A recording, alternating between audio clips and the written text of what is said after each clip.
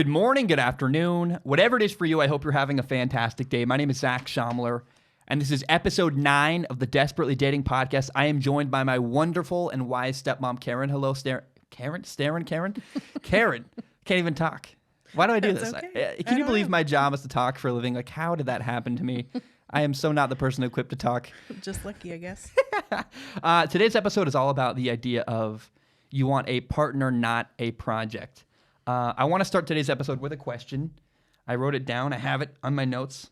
The question reads this. Hey, Zach, I am currently on episode 4 of your Desperately Dating podcast. How do you draw the line between being yourself and compromising for the sake of your partner's happiness? You and I had a lot to talk about this. I want to just start with you. What are your immediate thoughts when you hear that question? My immediate thought is, ooh, that's a very slippery slope. Yeah. You told me one thing that I loved. You said it's really easy, especially like someone like me. I'm a pleaser, right? I love to please my partner. It's easy to lose yourself in that process of trying to make them happy and compromising too much. You said slippery slope. It's totally true. Yeah, I think you're in danger of losing yourself. Yeah. Maybe giving too much is a possibility. Yeah. I know that I've been in relationships where I felt like I was starting to lose myself, where I just didn't feel like me anymore. I felt like I was kind of censoring myself all the time and doing things to make my partner happy that didn't make me happy. Do you think you were compromising on deal breakers? I think in some cases it all added up to that.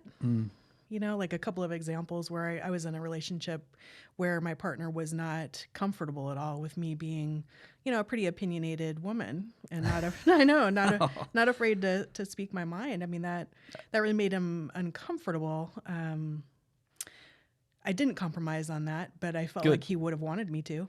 Well, is it nice to be with someone now? And I'm assuming a lot about but actually I know this to be true. My dad loves that you have that. Is it nice to be welcomed for who you are with that side of you now? Oh, yes, of course. And I think that's something that I've said before, but I'll say it again. And that's that when you're with the right partner and it's a good fit, they like the same parts of you that you like about you. So I actually really like it that I'm assertive and that I have a strong opinion and I'm not afraid to state it. And your dad likes that too. Yeah.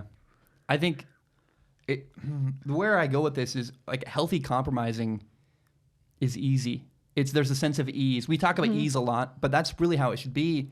I asked you the question in the pre-production meeting. I was like, should compromise be hard? I don't think it should. And I think by definition, we think compromise like, oh, it's work and it's you giving up something you really want. But if you're always giving up something you really want, I don't know.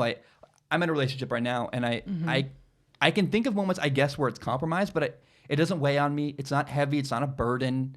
It just is. Like there was a story the other day where her and I were trying to plan a date. And I was like, here are 2 restaurant possibilities. And she said, can we just wait till the day of and make a decision on the fly? She's like, are you okay with that? Because she was worried I was like, I wanted to make a decision, make a plan. And I was like, yeah, I'm fine with that. Yeah. She was caring for my heart. I was caring for her heart. And we were like, it's no big deal. And I guess technically both of us were compromising, but it wasn't a big deal to either one of us. Well, and I think that's what you're talking about is, the kind of everyday little compromises that occur all the time in a relationship. It's just part of like kind of the ebb and flow of day-to-day life with someone. And I think that's okay. But I think, in some ways compromise gets kind of a bad rap because people see it as like a control issue. Like, oh, I'm going to wall myself in here and not give up any space. And then if the other partner's doing the same thing, well, that's not going to work either. Yeah. But another thing about compromises I'd say, I'd ask myself if my partner was asking me to compromise on something, one, am I willing to? Is this something that maybe I want to change about myself or change about my relationship or my living situation or whatever it happens to be about? Yeah. Because it could be that it's a no-brainer, it's no big deal. Well, where my brain goes for this, I think of my dad's quirks. We always joke about my dad. Yep. And my dad has 2 things, and one is a quirk, and one is what I would call like a symptom of brokenness. Where one of his quirks is he wears outfits. He literally, I'm not exaggerating. Lots of outfits. I wish I was kidding. He wears like 5 outfits in one day. He's like, this is my morning breakfast outfit, Yes. and now this is my between lunch outfit, and this is my lunch outfit. And here are my sunglasses, And then here's my afternoon And they have to outfit match. for our walk. And then for dinner, which by the way is at the house, but here's my special dinner outfit, even though no one else is going to see it but you. But he's weird but it doesn't affect anybody. It's just his stupid little thing he does, and I don't care. You don't care. It doesn't affect anybody. Yeah, yeah, but he enjoys it. Yeah, it makes him happy, and so that's a quirk, not a big deal. But he has a thing that we call it, and I have it too. It's just, I guess it's Shomler's. I don't know. Yeah, Shomler men. I get, but it's like a manic energy. And my dad has it, I think, worse than I do. But we definitely, him and I, when we travel together, it's really fun because we know how to help each other through it. But my dad was hosting an event the other night. And we're like, oh, I hope he's doing okay with this manic energy. And that's not a quirk. That's more of a symptom of brokenness because it's really, I think to some degree, affects him and hurts him at times. Now, the event was great. He had a great time. By the way, he hosted it. It was phenomenal. I have a video of it. I'm really happy. But my dad's, that's not a quirk. That's a symptom. That's a problem, his manic energy that he needs to slowly work on. And a quirk is something you shouldn't have to fix. My dad does not need to stop. My dad doesn't need, it's nothing to fix with his outfit situation. He just loves doing that. And he does his own laundry, so I don't care. I love that. But manic energy is something you could work on. Well, true. And that is something that I had to, kind of gently say something about because to me, maybe because I'm kind of an empath, but I kind of tend to soak up the energy that's What's that around mean, empath? me. What does that mean? Like when you're empathetic, empathic. Yeah. But sometimes, it can be a blessing and a curse. Sometimes, I feel like, whatever is going on in the room, I feel that energy deeply. Yeah. He gets really tense me. and like excited and right, quick. And like, right. Yeah, and it can leak out onto you. Yes, exactly. And so I had to kindly and gently say, I think this is kind of an issue. I honestly did feel like, like it's something that would make him feel better too, to have less well, it doesn't energy. just affect you. Right. It really does. Like we were in an airport one time and it kind of cripples him a little bit. And I'd rub his arm and be like, hey man, it's okay. Like relax, Yeah, we got chill. this. Yeah, You're going to it'll be be fine. okay. You'll get through it. Yeah. And all it takes is that one reminder, like, hey man, now we're at the point where I just say, hey, you're having manic energy. And he goes, oh, thank you. I didn't realize it. I didn't notice it. You pointed it out. He takes a deep breath and he moves on with his day. Yeah. And he's really come a long way, right? That's cool. Oh, yes, for sure he has. Yeah. But with that's where we go back to compromise, right? My dad shouldn't have to compromise on his stupid outfits. It doesn't matter. Yeah. But maybe that's the symptom of brokenness is the manic energy. That's something he should work on and should compromise on and work on. True. But that being said, if he liked his manic energy, if that state felt good to him, then that would be a different story, right? That makes sense. Yeah. I think there's this idea, I think we have this an unhelpful view of dating. Not we, I mean we, like the collective we, like as a society, this view that dating is work. And it's something that should always be. Yeah. The title of this episode is You Want a Partner, Not a Project, because we view, and again, that society, we view relationships as something you work on and get better at. And yes, but it can go to an unhelpful degree where I think about like my last relationship, for example, I was always fixing the relationship constantly. It's like every couple of days I had a Herculean effort where I'm like, I'm going to save the day and fix the whole thing and we can continue to date because I did this one thing and I changed this. And if I don't make this change, we're going to break up. And really, I'm in a new relationship now, and it's nice because I feel like I'm always fine-tuning, and it's never on the cusp of being broken. I'm not fixing, I'm fine-tuning. There's that difference. Right. I think at one point we had made the analogy with cars too, and that, if it's routine maintenance, well, that's okay, right? To keep the car running. Getting the oil changed isn't a big deal. Right. But swapping the engine, exactly. Giant problem. Maybe it's a lemon and you should trade it in for something better. Yeah. And it goes back to that, you have this theory that I love, and it's that theory that you go on enough first dates and till you find a good fit. Yes. And there's better fits than others. And that's, I mean, we talk about that constantly on this podcast, the idea of fit, but that's because that's our philosophy with dating. Yeah, completely. You had this idea I really liked, which was the idea of not keeping score, where sometimes it's easy to get so caught up in the things you're compromising on. I'm doing this, and I'm making this change and this change. Like you said one time with kids, it's easy to be like, well, you had to stay home. I had to stay home with the kids because you had a night out with your friends. And it's easy to feel like I'm doing all this, and you forget how much your partner's compromising. Right. Have you ever had moments like that? Do you have anything to say about that? Oh, yeah, of course. I mean, I think it's easy to feel like you're working more than the other person because it's easier to see what you're doing and to be aware of that. I'm doing all the laundry or I'm cooking all the meals or whatever, but then you don't notice that, they're doing all the yard work or, whatever it is like that, or all the childcare or something. So I think it's a a bad road to head down because it doesn't lead you anywhere good. You shouldn't be. Yeah. Maybe that's the problem is if compromise is a burden, right? If you have to keep score because it feels like you're doing so many things you hate, or I don't know how to say this properly, but if it's a burden, right? If it's like you and my dad compromise all the time. Right. I don't think it's a big deal to you. I don't think it's a huge burden. No, it you feels don't like feel a good flow. Yeah. Yeah. You don't feel the need to keep score. No, I don't. I think that's because we both, maybe this is sort of an unwritten thing, but we both just feel like we're giving because we want to. Not because we have to, or because we owe each other something, or anything like that. Is that what you'd say to this guy? Like if you feel like the compromise you're giving is too much and it's a burden, then maybe it's a problem with the relationship? I think, you can really trust your gut on that kind of stuff. If it feels off, then you need to pay attention to that, right? It's up to that guy. Yeah, but if you're trying to talk yourself into it being okay, that's probably not right. Yeah. But if it just feels like a no-brainer and it's easy, then, well, why not? I just love that sense of ease that we talk about all the time. I do want to say I had a couple of rabbit holes to go down.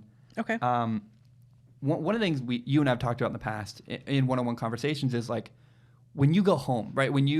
If you're dating, for example, you drop them off, you go home, or they leave your house and you're home for the night and you go to bed.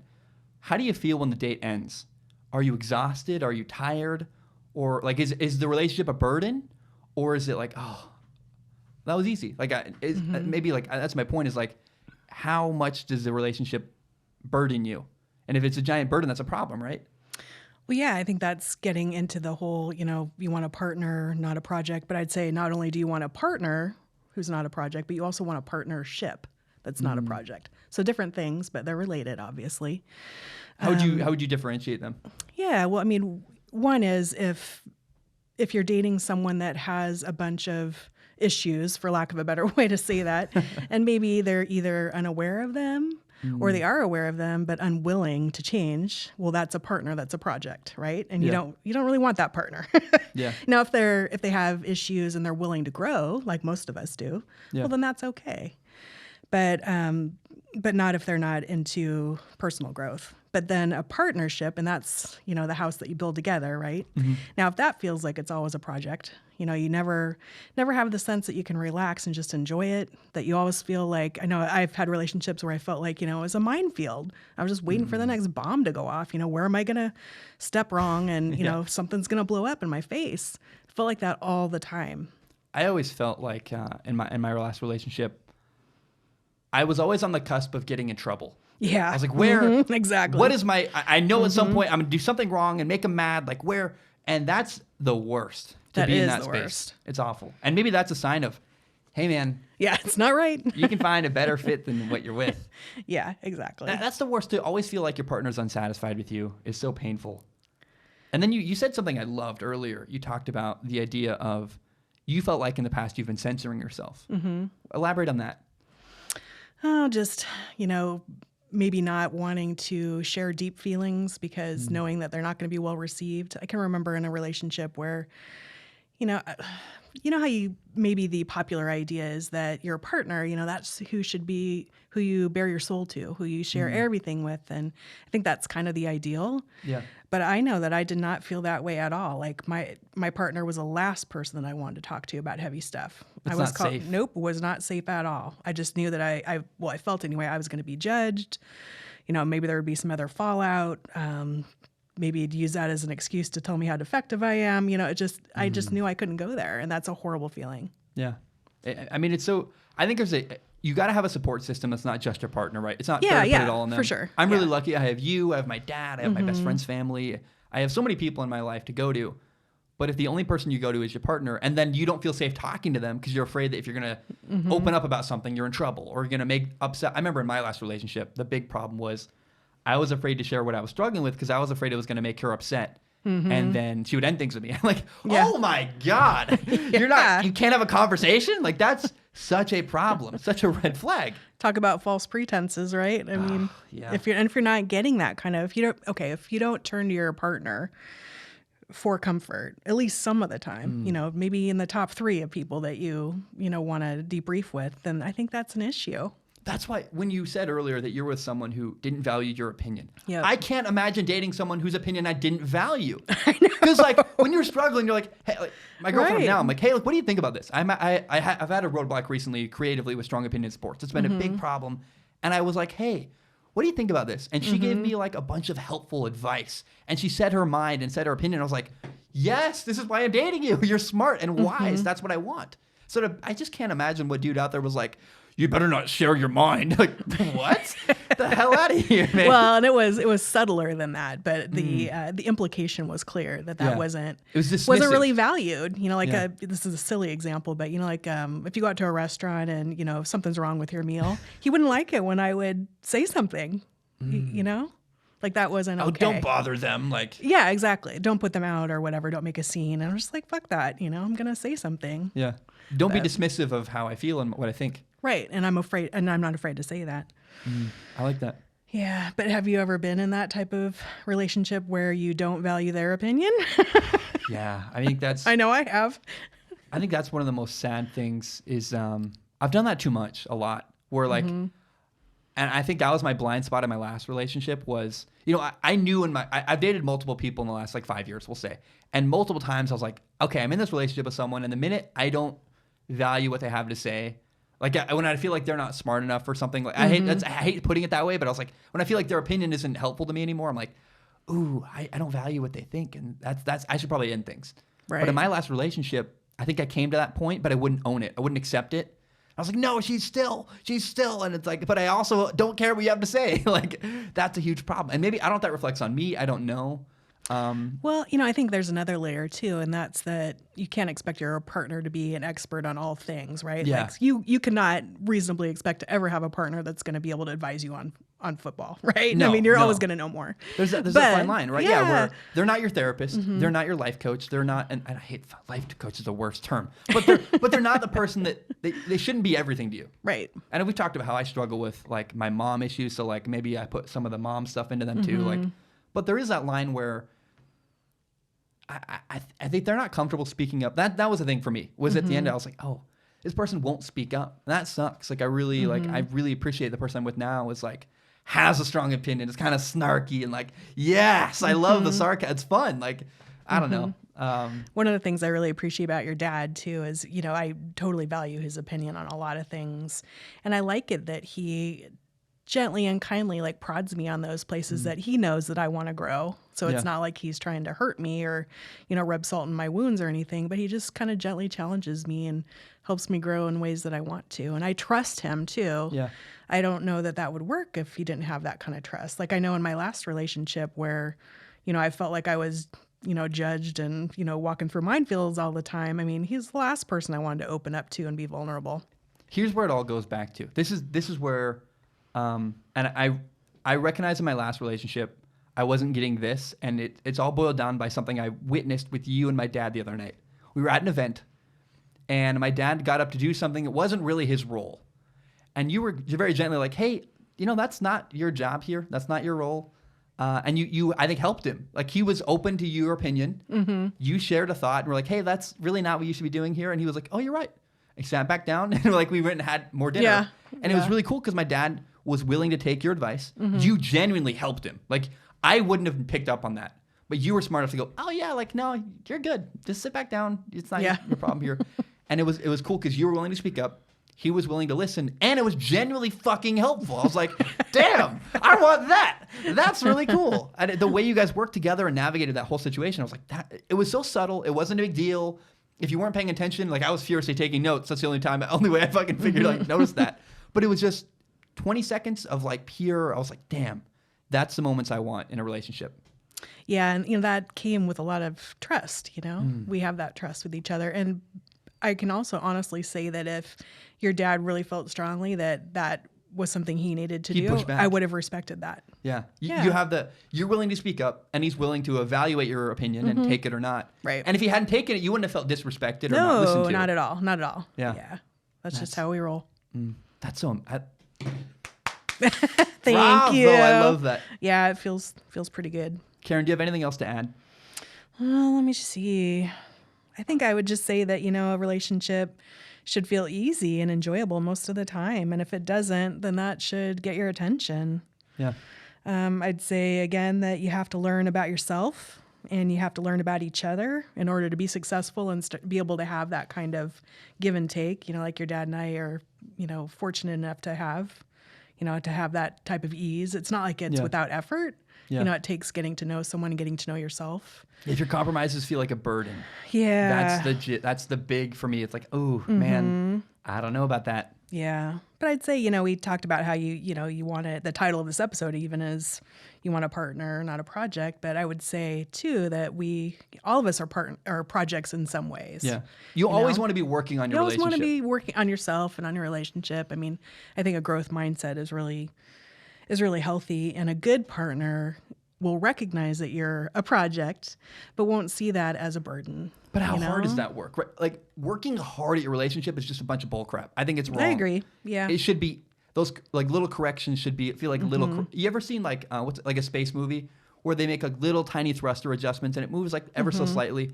That's what you want to do in a relationship. Yeah. You shouldn't be swinging all the way around the planet every other day exactly. to make it work, because that's where you fall into the trap and the problem of that's a Herculean effort where you're saving the relationship every couple days. That's the problem. True, but to use your same analogy, I'd say, people shouldn't expect that it's going to be like that right off the bat. You still have to, lift off from Earth and get through, the atmosphere and all that. Fair enough. So, don't expect it to be immediate. But I think with a little bit of effort, and it didn't feel painful at all to me. You can see what your dad says, but felt like we we both wanted that, and so we worked towards it, and it happened. That's cool. One thing I want to add to this show is that we started off this podcast with a question. At some point, I don't know when, at some point I have the heart and the desire to start an email address so people can email in their questions. And I would love to have like a gigantic backlog of like 5,000 questions. Like, we have too many to choose from. That's going to be fun to like pour through the giant list. I'd love that. We don't have it yet, but at some point I want to make an email address. So if you're out there listening, do have your questions ready. We'll make an email address. You can send them in. We're still managing to get them, so it's okay. Yeah, I mean, we don't need them yet, but I want to put that out to the world. Like that's something I want to make happen at some point. I think that's a great idea. I'm totally in. Well, guys, my name is Zach Shomler. Thank you so very much for listening to Desperately Dating, Episode 9. You want a partner, not a project. My name is Zach Shomler. That has been my wonderful and wise stepmom, Karyn. Thank you so much, and have a great day. Thank you very much.